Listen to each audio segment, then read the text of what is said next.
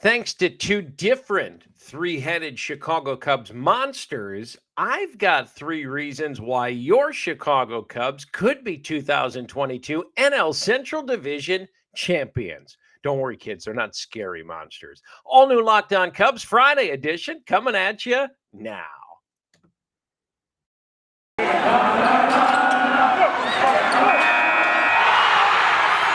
You are Locked On Cubs, your daily Chicago Cubs podcast, part of the Locked On Podcast Network, your team every day.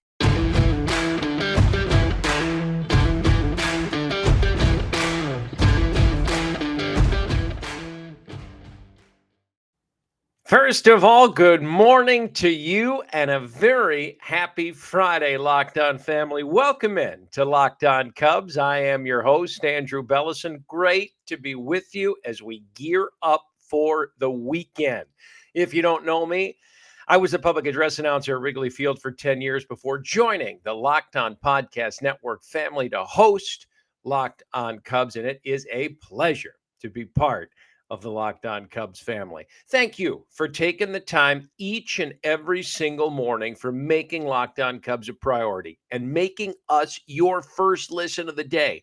If you're getting ready to go to work or heading to school, whatever you do in the morning, flip us on. We're free and available wherever you download your favorite podcast, and we appreciate it more than you know. Check us out on social media. I love to engage with you guys on social, even if I don't agree with you, even if you don't agree with me. At Chicago Cubs PA, at Locked On Cubs. Let's be respectful of each other, but please engage with me. Reach out. Let me know what you like. Let me know what you're thinking. Check us out on YouTube as well. Locked On Cubs YouTube page. Great content there. Can't thank you enough for being part of the Locked On family, especially through the lockout. Now we got baseball. We're rolling. You guys are the best. Spring training contest officially underway now. Games started yesterday. Split squad action for the Cubs. Now it feels real, right? We've got news, notes, and nuggets from Cubs camp in Mesa. Now that there are things going on baseball related. We've also got the updated 2022 Cubs schedule to go over with you today. It changed a little bit because the lockout and the delayed season, game times, holiday play, interleague, good stuff. We're going to dive into all of that shortly. First and foremost, why your Chicago Cubs can be the National League Central Division champions in 2022. You think I'm nuts. I've got three reasons why it could happen. Cubs have come out of the lockout roaring. They're hot. They're spending money. They've added a lot of depth pitching-wise, which we're going to get to shortly. They did some good work pre-lockout as well.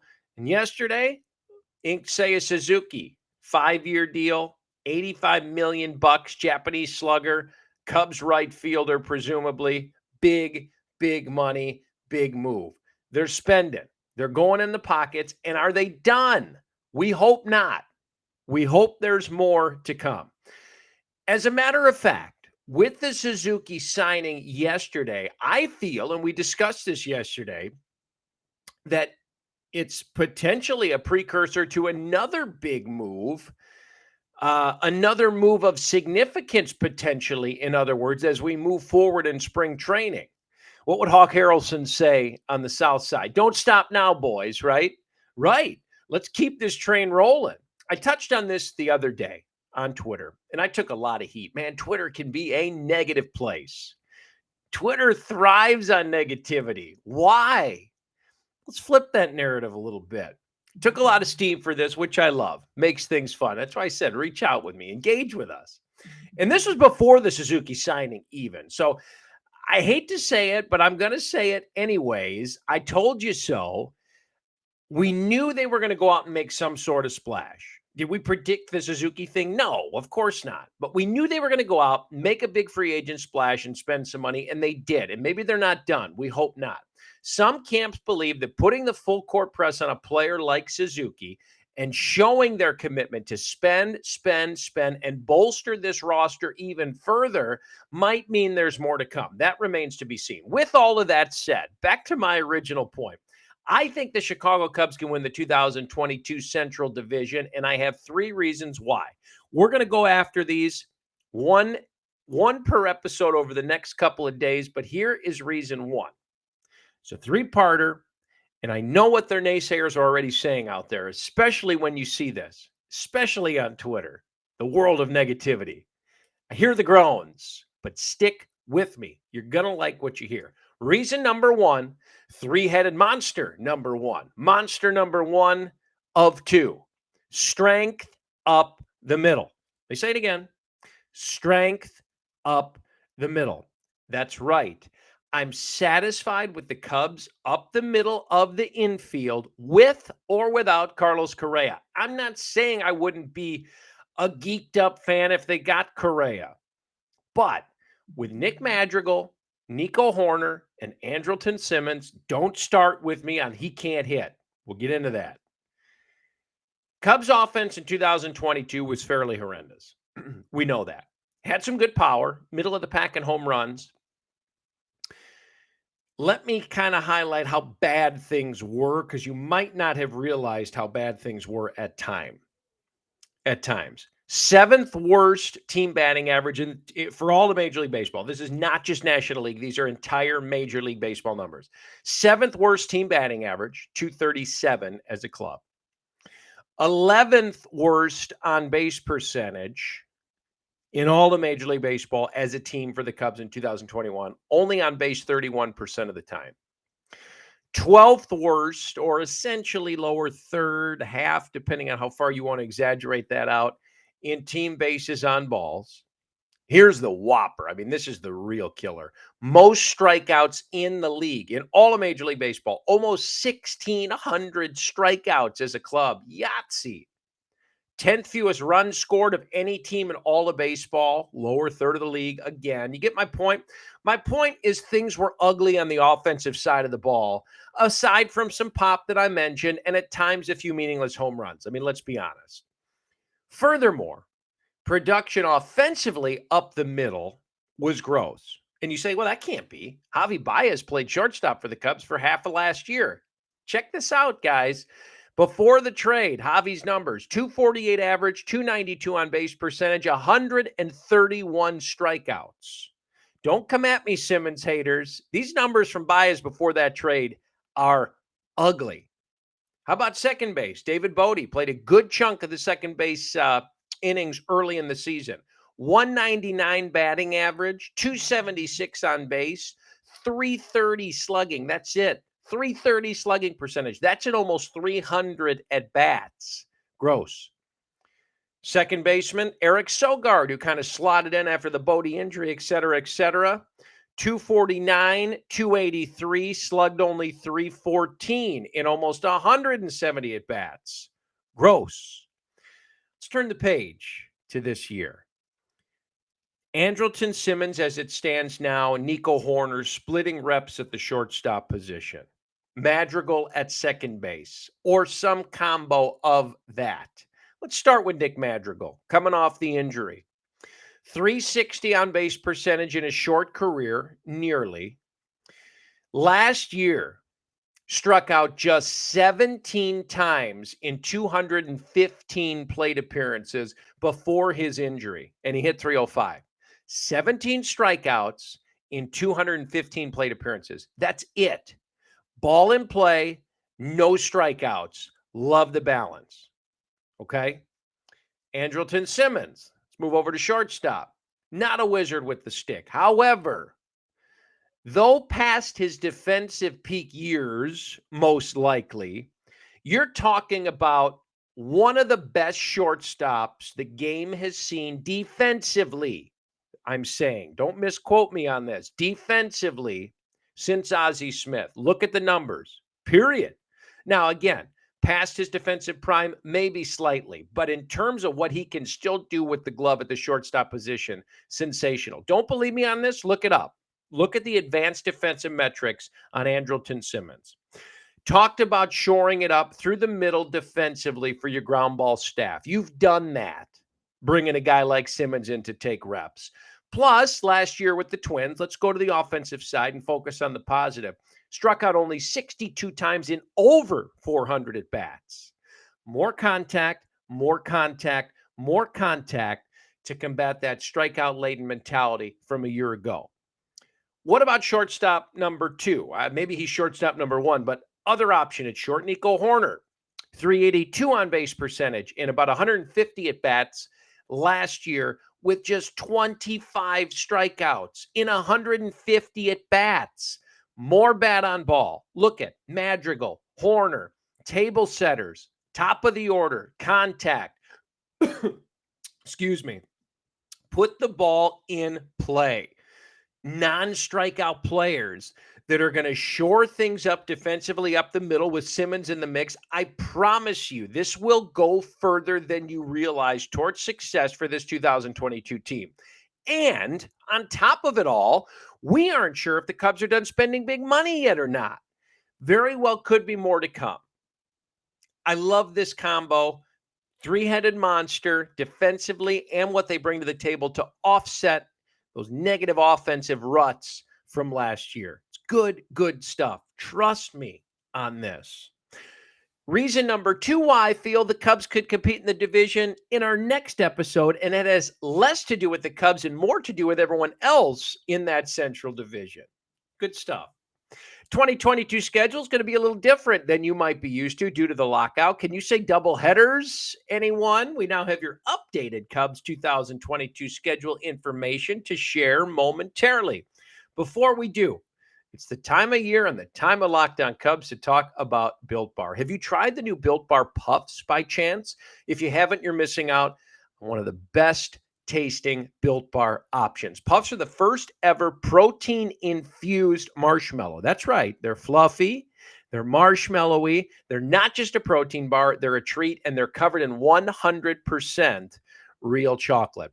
Puffs are a fan favorite with some awesome flavors. Yummy cinnamony churro, coconut marshmallow, banana cream pie. Every Built Bar, even the Puffs, covered in 100% real chocolate. If you haven't tried Built Bars yet, do yourself a favor and do it. They taste good. They're good for you. They're loaded with protein, and they don't have a lot of calories and sugar. Go to Built.com. Use our promo code. It's LOCKED15. You're going to get 15% off your order today. Try them out. I promise you'll like it. Built.com, LOCKED15. Locked On Cubs rolls next.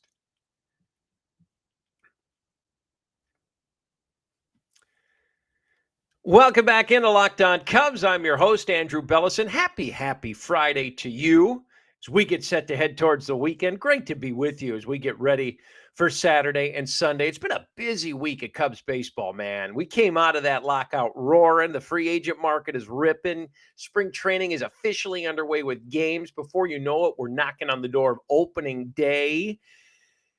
Thank you for taking the time to make Locked On Cubs your first listen each and every morning. I promise you, I can't say this enough. This is not part of the script. I appreciate you, Locked On family, more than you understand. Spending the mornings with you is the highlight of my day, so thank you for taking me along for the ride. It's been a pleasure to host this show the last several months, and I cannot thank you enough. Locked On MLB Prospects host Lindsey Crosby is a prospect encyclopedia, and he's going deep on the MLB stars of tomorrow. MLB Prospects Locked On Edition, free and available, just like Locked On Cubs, wherever you get your podcasts, so check them out today. So we said spring training schedule is underway. Opening day's knocking on the door. The lockout and season pushback has surely made the schedule for your Cubs look a little different in 2022 than in years past. We touched on this the other day, and also what the Major League Baseball schedule is going to look like in the ensuing years because of the new CBA. But we have a final tally for the Cubs docket this coming season, and it looks good. So I want to dive into some of the schedule details for 2022 and go over them with you now. Opening day, when is it? Well, Cubs open their 147th season of baseball at Wrigley Field on Thursday, April 7th, against the Milwaukee Brewers. It's a 1:20 game on a Thursday afternoon, as it should be. This is a 4-gamer to open the year. Thursday, Friday, Saturday, Sunday. 4 1:20 games starting with opening day, April 7th at Wrigley. I personally love getting going against the division first and foremost, and against probably the favorite in the National League Central Division, the repeat or the current Central Division champion Milwaukee Brewers. Right out of the gate, you get the juices flowing early. I love that. What's noteworthy here, Cubs are going to begin the 2022 campaign at home for the third consecutive year. They opened in 2021 at Wrigley against the Pirates, and then the Cubs and Brewers opened that shortened 2020 COVID season in Chicago. I will say this about that opening day 2020. Obviously a little weird, nobody in the ballpark. Very late start because of the COVID season pushed back towards the end of summer. I was there still, outside of not having anyone in the park except some staff and the teams themselves. That was the best opening day weather-wise we've ever had because it was at the end of July. I kid because it was a weird dynamic, of course, but didn't have to worry about snow, didn't have to worry about sleet and rain, nasty spring weather. It was the end of July. So the weather, that was a treat. Following that season opening 4-game homestand against the Crew, the Cubs head out on a 6-game trip. They're staying in the division. They're going to Pittsburgh, and then they head out west to Colorado. Well, they will say hello to old friend Chris Bryant, one of the newest Rockies, before returning to Chicago for 7 against Tampa and Pittsburgh. So with that said, interleague play alert, Tampa and Pittsburgh. For the season, the Cubs have interleague play against the American League East, which is the Tampa Rays, the Baltimore Orioles, Yankees, Red Sox, and Toronto Blue Jays, plus the annual home and home with the Southside White Sox, which features this year a pair of 2-game series, early May, 3rd and 4th at Wrigley, late May, 28th, 29th at Guaranteed Rate. Speaking of Cubs Sox and the Crosstown Classic, where are you guys at on this? Let me know on Twitter. Maybe we'll throw up a poll on social. I'm curious as to where you guys stand, Locked On Fam. The Crosstown Classic, is it still as shiny and fun as it once was? Or has the luster kind of worn off? I'll be honest. To me, it's gotten old. I prefer the 2-game thing much more than any more than 2 full 3 or 4-game series or anything like that. That's just me. Curious as to where you stand on that. Let me know. Let's dive deeper into that interleague portion of the schedule that we touched on a moment ago. In addition to those games against the White Sox, Cubs will host 3 AL East opponents. They got the Rays coming to Wrigley in April. They got the Red Sox coming to Wrigley first week of July. That'll be really cool. And the Orioles for 2 games in the middle of July. In terms of road trip interleague series, they'll go to Baltimore for 2.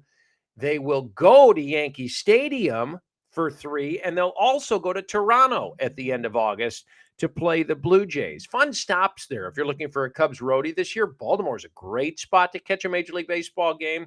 And obviously Yankee Stadium, if you've never been as well, which I have not. Yankee Stadium's Yankee Stadium, right? What about all this makeup stuff from the pushback and the lockout? Cubs are going to play 2 scheduled split doubleheaders, one on Saturday, June 4th, and the other on Tuesday, August 23rd. Both of these will be against the Cardinals. These will make up for the games previously scheduled on April 4th and April 6th, respectively. So the games, the first games of each of those doubleheaders in June and then in August against the Cardinals will act as the makeup game. And then the second game of those doubleheaders, 9 innings now, no more 7-inning doubleheaders, will be the regularly scheduled games for that day. Here's kind of a cool special note. This is unique to the 2022 season. Cubs are going to travel to Iowa, and they're going to play the Reds in the Major League Baseball Field of Dreams game, which will be really cool. That's Thursday, August 11th. Remember this from last year? It was White Sox-Yankees in the Field of Dreams game. Awesome game. Those 2 clubs squared off. Awesome setup. That should be a ton of fun. So don't forget, Cubs are involved in that this year as well. What about holidays on the schedule? There's a bunch of them. Host 3 holiday games at Wrigley. They got Mother's Day on the 8th against the Dodgers. Memorial Day's at home against the Brewers on the 30th of May. Father's Day on June 19th against the Braves. And then the Cubs will be on the road for a slew of them as well. 4th of July in Milwaukee at Miller Park, whatever it's called now. Miller Park, Wrigley North, which is basically a home game anyways, right? Locked On Cubs fam. And then Chicago is actually off. Cubs are off on Labor Day, September 5th. Kind of weird. So there you have it.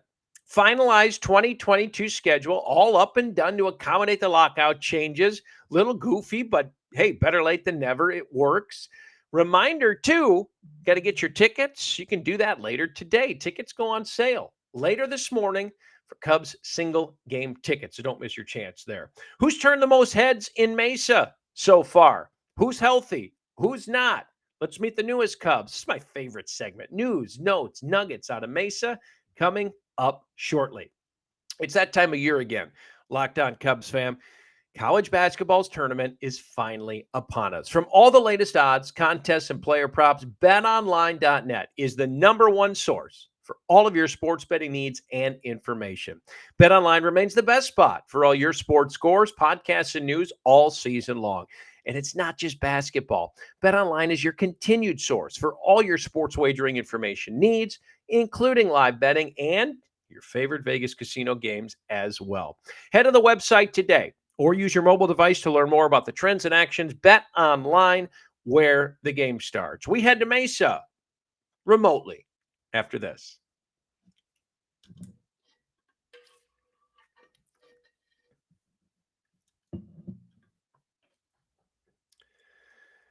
Locked On family, welcome back in. I'm your host, Andrew Bellison. This is Locked On Cubs, your favorite team every day. We're Locked On the Chicago Cubs, part of the Locked On Podcast Network. Great to be with you. Engage with us socially at Chicago Cubs PA, at Locked On Cubs on Twitter. Check us out too. Locked On Cubs YouTube page. Ton of good stuff there. Love to interact with you guys.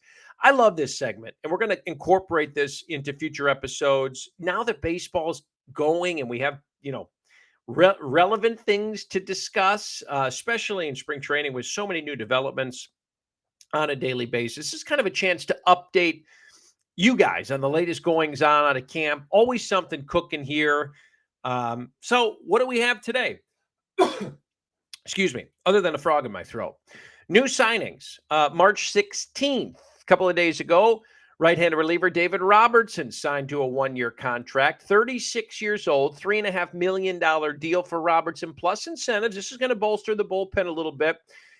The pen is short on experience, especially in the veteran late inning role. Robertson's going to add that. I mean, this is a very low-risk, high-potential reward signing that is not going to light up the headlines, but really could bode well for this club as the year moves on. 2.59 ERA, 12.1 strikeouts per 9 innings across over 500 games from 2011 to 2018 with the Yankees and White Sox. You might remember him when he was here in Chicago on the South Side. Ran into injury problems in 2019. That year with the Phillies, had Tommy John surgery on his right elbow. Working his way back to the majors with the Rays last year. He did throw about 12 innings for Tampa, including some playoff innings. So hopefully he's healthy, ready to go. Could be a very good addition to the back end of that Cubs pen, something we've talked about the need for often here on Locked On Cubs. And if you missed this from a few days ago, old friend Jesse Chavez signs back with the Cubs, a minor league contract, 38 years old now, Jesse Chavez. He's in Cubs camp. The minor league deal included an invite to spring training, so he's in Mesa. If you remember, he was with the Cubs a couple of years ago. Last year, 2.14 ERA, 27% strikeout rate, and just over 30 innings for the Braves. Then he also logged 6 1/3 scoreless innings in the Braves playoffs run on their way to a World Series title in 2021. So familiar face that brings some good experience as well back to the north side. He'll compete for a spot in that Cubs pen as well. What about the injuries? And we've got kind of a longer list than you'd like to have at this point of the year, or any time for that matter. Adbert Alzolay is not in the best shape with right elbow tightness. Jed Hoyer said at the start of spring that he was dealing with tightness in the throwing shoulder. Alzolay was, hopefully primed for a breakout year if he was given the opportunity, which it looked like he was going to have at the back end of that Cubs rotation. Now expected to begin the season on the injured list. Had a rough year last year, a lot of long balls, and unfortunately is not healthy as the season will begin. Said Hoyer, we're still trying to figure out the extent of it, but we expect he's going to start the season on the injured list. How about position player injuries? Ian Happ, also with a right elbow, expected to return at some point in April. He underwent a cleanup procedure. This was on his throwing elbow. This was in February. Switch hitting outfielder has resumed light hitting and throwing. The hope is that he's ready for opening day. Last year, Happ, decent year, 226, 25 homers, 66 runs batted in. Projects to be a starter for the Cubs in center or left field this year. So best wishes to him as he looks to rehab that elbow. Cody Hoyer, we touched on this. He is lost for the year. Hoyer had Tommy John ligament replacement surgery on his elbow March 7th. He is going to miss the entire 2022 season. He was one of the players that was acquired from the White Sox at last year's deadline deal that sent Kimbrel to the South Side. Hoyer figured to be a factor in the Cubs pen, so you hate to lose that arm, but best wishes to him as he rehabs for 2023 and hopefully beyond. What about David Bodie? Touched on him last a couple segments ago about the middle infield play from last year. He's not expected back till May or later, still dealing with those shoulder issues that plagued him last year as well. He underwent a procedure after the season last year that the Cubs initially estimated a rehab period of at least 6 months, and he will begin the season on the injured list. It miss at least April and maybe more. Then catcher Miguel Amaya. He's a prospect, number 4 prospect, actually, on MLB Pipeline's top 30 list.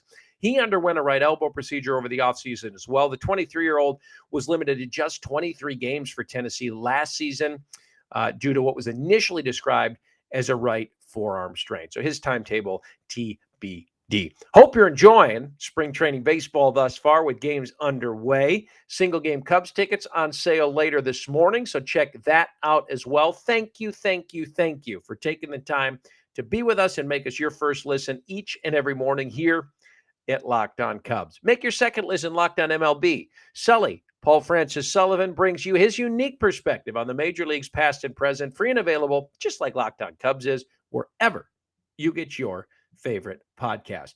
Next episode, I'll give you reason number 2 why I think the Cubs can win the National League Central Division in 2022. Happy weekend, happy Friday. Until we talk again, the pleasure has been mine. Adios, Locked On fam.